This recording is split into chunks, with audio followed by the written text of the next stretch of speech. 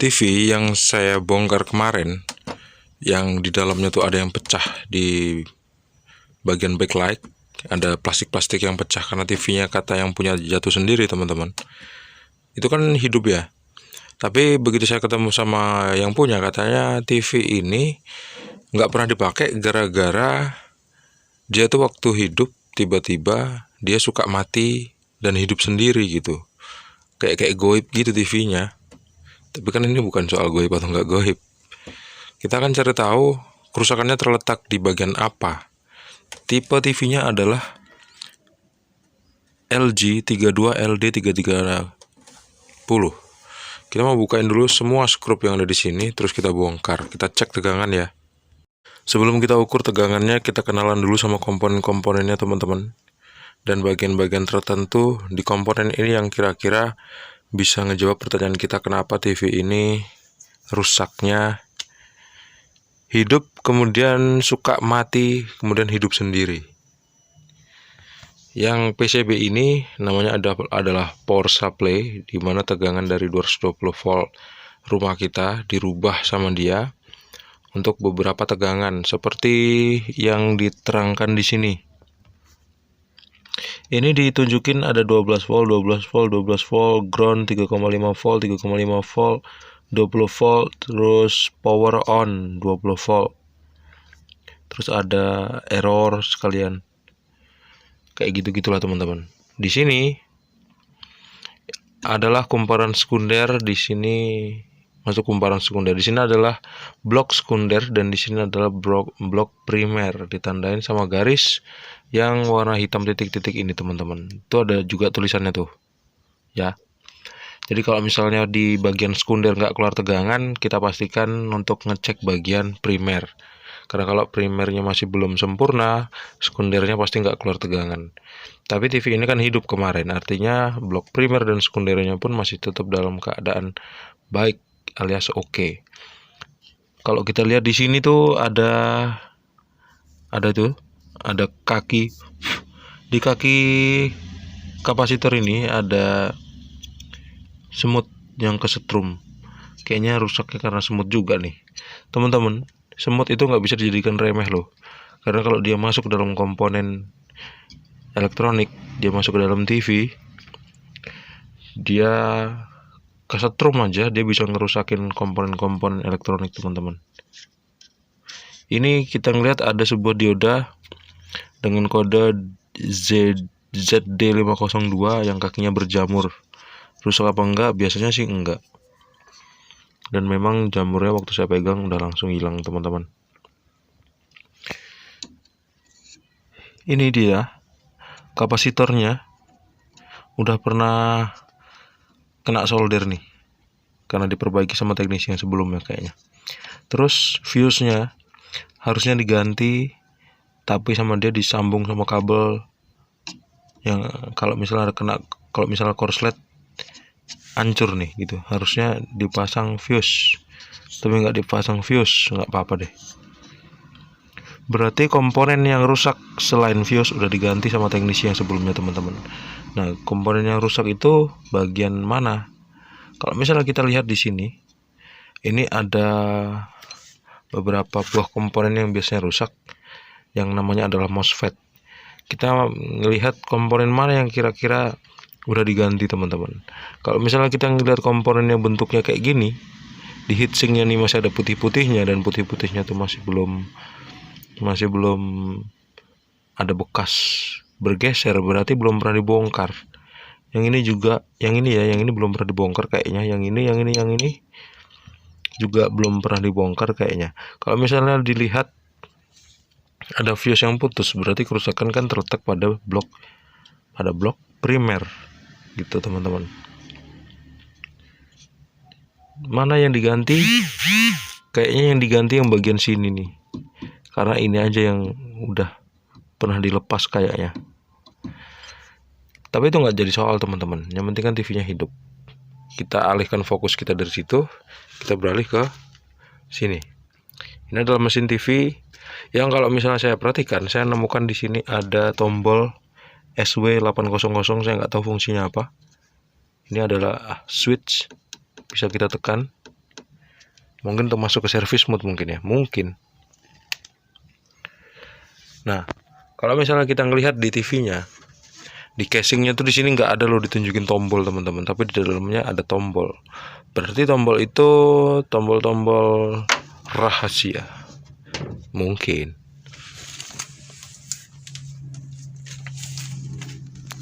Kita perhatikan dari dekat lagi ya. Ini adalah mesin TV dengan IC XD engine. LG pakainya IC XD engine. Kita agak beralih dulu ke sini. Ini adalah sebuah Ticon dan kita nggak fokus ke sini karena Ticonnya hidup. Meskipun kemarin gambarnya separuh yang sebelah kiri, ya sini sebelah kiri ya teman-teman. Kalau misalnya kita lihat dari depan, sebelah kiri ini agak berbayang sedikit, tapi itu nggak jadi soal. Yang penting bisa ditonton. Karena kita juga lagi nggak pengen memperbaiki itu, tapi kita memperbaiki TV yang hidup terus dia dalam keadaan hidup, maksudnya terus dia dalam kurun waktu tertentu dia mati. Nah, penyebabnya apa? Bisa jadi dari beberapa komponen yang biasa saya lihat dari teman-teman yang lain itu bisa terletak pada elko ini. Ada elko yang kering dan dijelaskan, bahkan ada yang ngejelasin nilai mikrofaradnya udah berubah gitu ya. Saya nggak tahu punya alat apa kok bisa ngecek nilai mikrofarad bisa berubah itu. Saya nggak ngerti alatnya apa. Kalau ada saya mau beli teman-teman. Yang saya tahu osiloskop nggak bisa ngecek mikrofaradnya udah berubah apa belum. Atau mungkin saya gaptek, bisa jadi ya. Tapi setahu saya untuk ngecek elko, jujur saya ngedapetin di YouTube juga teman-teman. Untuk kasus tipe yang sama TV-nya, ada yang rusak bagian elko. Untuk kerusakannya seperti ini. Nah, dijelaskan di situ bahwa elko-nya itu nilai mikrofaradnya udah berubah. Jadi saya mikir, wow, hebat banget alatnya. Saya pengen beli itu, apa namanya? Setahu saya untuk ngukur itu, moga-moga aja saya nggak salah ya. Atau itu tadi, moga-moga aja ini salah karena saya gaptek gitu. Untuk ngukur elko itu bisa kita lihat dengan nilai ESR-nya berapa persen, dan bukan ngelihat nilai mikrofaradnya udah berubah atau nggak berubah.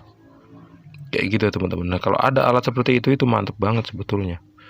Saya pengen cari dan saya pengen beli itu buat investasi ya teman-teman.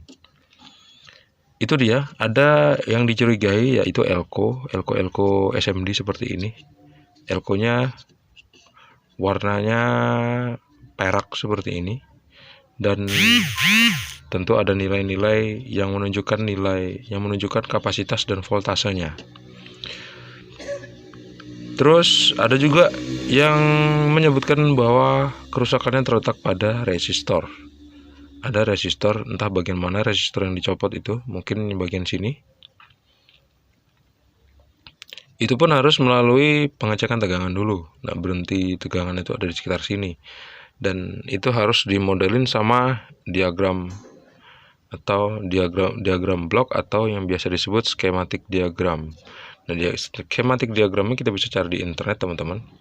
Sekaligus video ini untuk nunjukin kalian banyak banget hal-hal yang kompleks yang harus kita persiapkan untuk memperbaiki peralatan elektronik.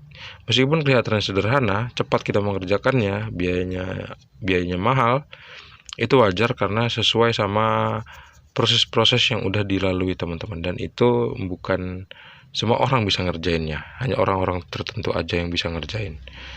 Seperti Spider-Man, Superman, dan lain-lain. Nah, kita kemana lagi sekarang ya? Ini kan ada tombol nih. Saya nggak tahu fungsinya apa. Saya coba pengen cari tahu dulu di mana di dalam diagram blok itu kira-kira yang nunjukin tegangan-tegangan tertentu. Kalau kita cek di sini, ini ada tegangan-tegangannya di sini teman-teman. Kita bisa ngikutin dari sini. Karena di situ ada petunjuk tegangannya. Sama aja sama di sini nanti hasilnya. Biasanya tegangan kalau TV-nya normal bisa hidup dan keluar suara normal seperti ini tuh tegangannya normal. Janganlah berharap kita ngedapetin tegangan yang berkurang 0, sekian volt kemudian kita perbaiki TV-nya dapat sembuh total. Enggak teman-teman, enggak seperti itu. Ternyata ada komponen-komponen yang tersembunyi di sini yang harus kita bongkar dan kita ganti dengan yang baru. Yang paling sering rusak biasanya kapasitor yang kecil-kecil, yang SMD seperti ini. Kemudian elko ini jarang kalau untuk kasus seperti ini. Terus ada juga IC regulatornya. Di dalam sini ada IC regulator juga sih setahu saya, beberapa kayak gitu. Terus saya mau cari skematiknya dulu. Nanti kalau udah ketemu kita bakal jumpa lagi di video selanjutnya, karena durasi video ini akan sangat panjang.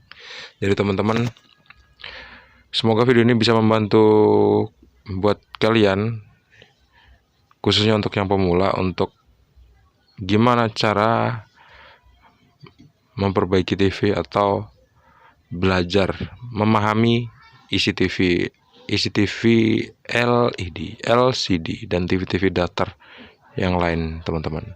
Sampai jumpa di video selanjutnya. Assalamualaikum warahmatullahi wabarakatuh. See you and bye-bye.